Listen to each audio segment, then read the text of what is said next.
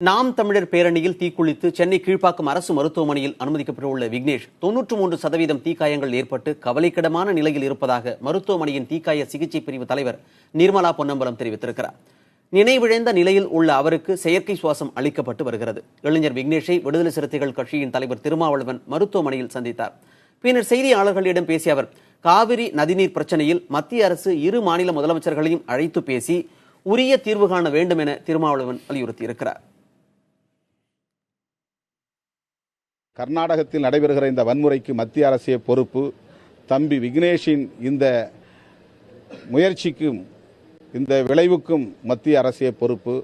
மோடி அரசு மௌனம் கலைக்க வேண்டும். மோடி அரசு மெத்தனத்தை கைவிட வேண்டும். உடனடியாக கர்நாடக முதல்வரையும் தமிழக முதல்வரையும் அழைத்து பேசி காவிரி நடுவர் மன்ற தீர்ப்பின்படி காவிரி மேலாண்மை வாரியத்தை அமைக்கவும் காவிரி ஒழுங்காற்றுக் குழுவை அமைக்கவும் ஆணையிட வேண்டும் என்று இந்த நேரத்தில் விடுதலை சிறுத்தைகளின் சார்பில் கேட்டுக்கொள்கிறேன்.